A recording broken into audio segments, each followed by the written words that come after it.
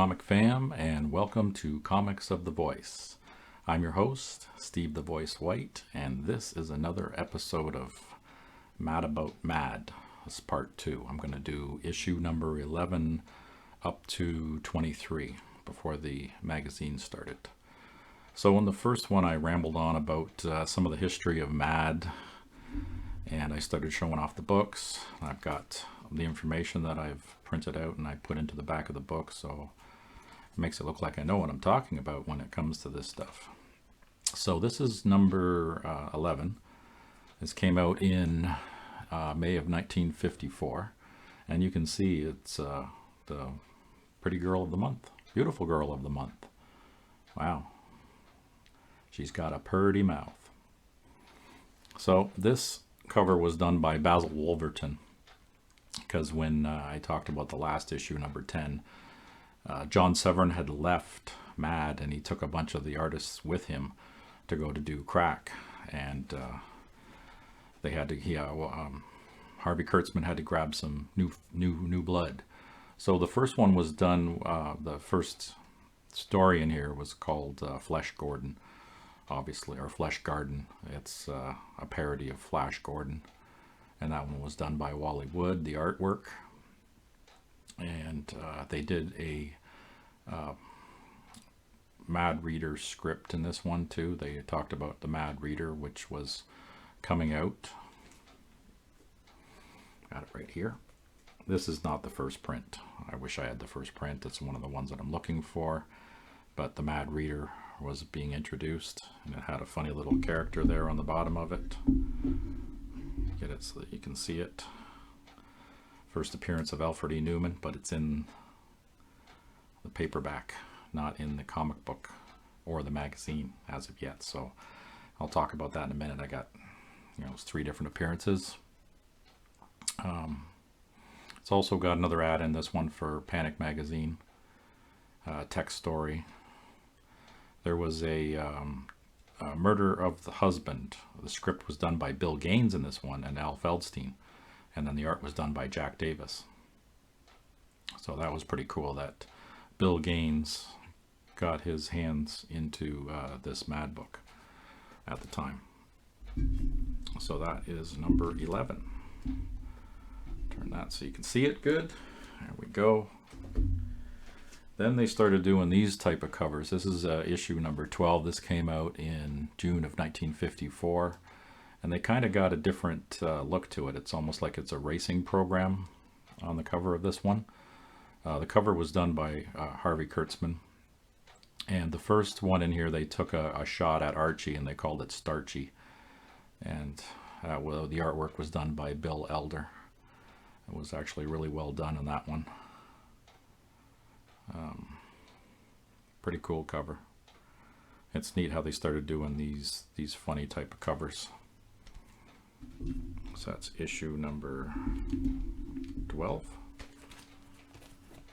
Issue 13 was a unique one because they had this all orange cover, and he put the world's smallest cover up in the top corner of it, done by Harvey Kurtzman. This one, of course, had an ad for Panic Magazine in it. The first story was Prince Violent by Wally Wood. I don't think they did any other. They did Robinson Crusoe in this one as well. That was Will Elder who did that one for the artwork. And a couple of text stories in this one. They also had the EC Fan Addict Club as well in this one. They had some photographic portraits with humorous captions called Baby Quips. But the cover was neat. Another tough one to get in a decent grade because of an all orange cover. Then they did a painted one, parodying Mona Lisa. This one came out in August of *54. So it's a painted cover, a parody of Leonardo da Vinci's Mona Lisa, of course. The first story was Manduck the Magician, all done by Harvey Kurtzman, of course, but the art was Will Elder on that first story in there. Text ones in this story, Mandrake the Magician. They had some movie ads. Another Fan Addicts Club in this one.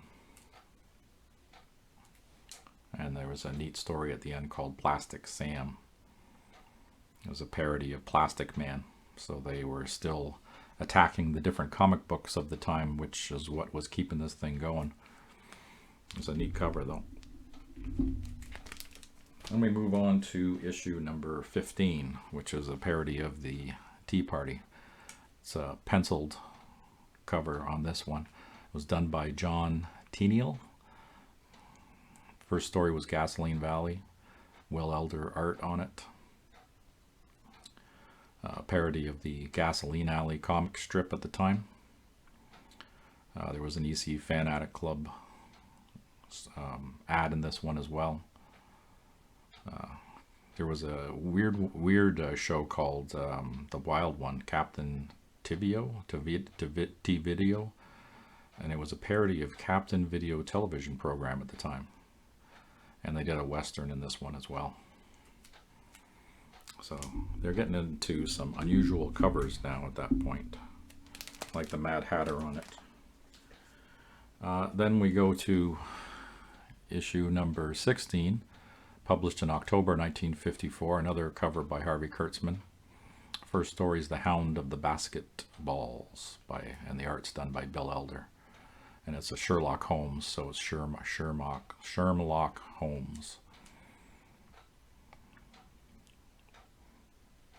Very awesome stories. Humorous illustrations. And we go to 17. This is a funny one because the cover on this one is actually upside down. So you actually have to flip the entire book over to read it from the back of the book forward, because they purposely made the cover upside down. So they even put on the front that you'll look like an idiot when you're sitting on the bus or the subway and you're reading this thing with it upside down, which was pretty funny. Of course, cover done by Harvey Kurtzman again. And we get into 18, where this is a tough one to find without the cover being drawn up on. I've been searching for some time to try and find one. I have a coverless copy of this one that's got a fake cover on it, just for a reader copy. Because one day I'll find one that doesn't have the puzzle all filled in. And then later on, 2 issues later, it tells you what all of this means. And I think it said something like, don't draw so good, do you? I think is what it writes out. But it's on the inside of like 3 issues later, like 21 or something, it came out, told you what it said. Of course, this one had an ad for Panic Comics in it as well. It had a parody of Alice in Wonderland, or Alice looking through the looking glass in this one, and a Howdy Doody. So they called it Howdy Do It. And that was Bill Elder that did the artwork for that one. I think the end one on this one they did, Stalag 18. A parody of Stalag 17, which was a movie at the time. So they did Stalag 18. And then we have another racing form in issue number 19. This one came out January of 1955. So this one had the Mickey Mouse parody in it called Mickey Rodent, and that was done by Will Elder. Now, Bill Elder was really good for mimicking other comic book series of the time, and he did a really good job at it. So he did the parody of Walt Disney's cartoons in this one.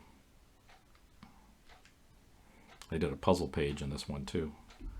And then there was an ad for Piracy Comics that was coming out at the time, which I have the first one. They did, I think it was 8 issues. And it didn't go over well because it's a lot of reading. It was like there was a lot of good artwork in it, but there was a ton of reading, so it was a real pain. I like this one for issue number 20. It's hilarious. Came out February 1955. Had this compositions cover on it. Now, when I was a kid, I picked up one of my very first Mad books, which was this one here, which is The Silly Nonsense of 1983. And on the back, it had a parody of this cover, the compositions. And I remember taking this to school, and I would have this in class. I even wrote my name on there. You can see it says Steve White on there, kind of, without the glare. And it parodies this cover from the back in the day. So I always loved taking this one to school because I would leave it on my desk facing that way, even though it was upside down. But then if the teacher saw it, he wouldn't think anything of it because it had compositions on it, which I thought was pretty cool. So what did this guy have in it? A couple of Western stories. It's a cool cover though. Here's the big one now. So this is the one we're going to talk about a little bit for. This one came out in March of 1955. It's the first comic book cover appearance of Alfred E. Neuman. It also has Hitler and Stalin on the cover. So Alfred E. Neuman is right there. So even though this predates it, so the Mad Reader, the paperback, had his image for the very first time on any kind of Mad book, period. But that's the paperback book. Then this is the comic book that had the first appearance of Alfred E. Neuman. And then we have the very first magazine format of issue 24, which has Alfred E. Neuman at the top with the slogan, "What Me Worry." That was the first time the "What Me Worry" slogan appeared on any of the Mad books, was in this one.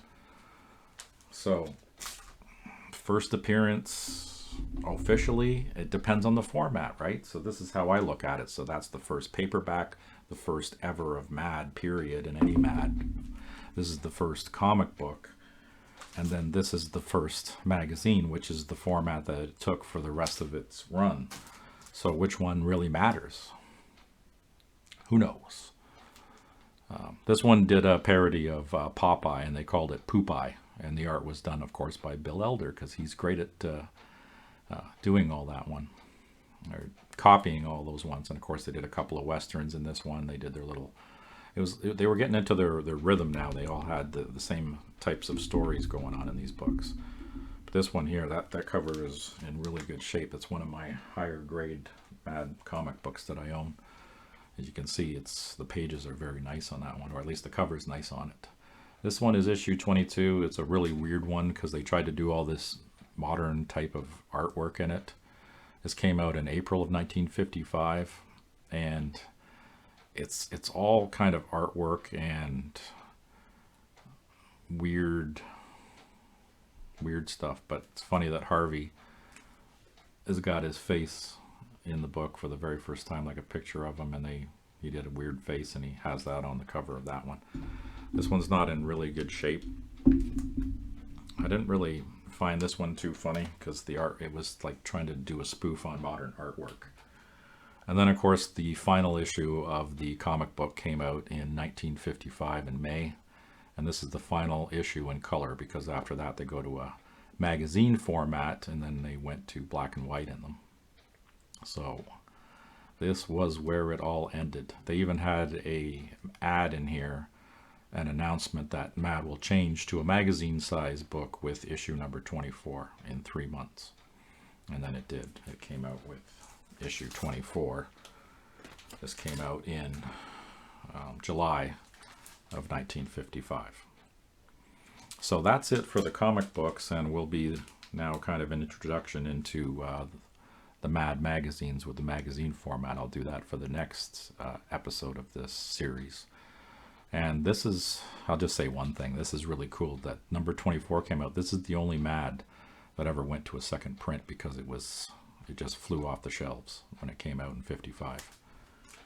So that's my next little history thing of my favorite Mad books. Hope you enjoyed. Like, subscribe, comment, all that good stuff. And I shall see you guys on the next one. Take care.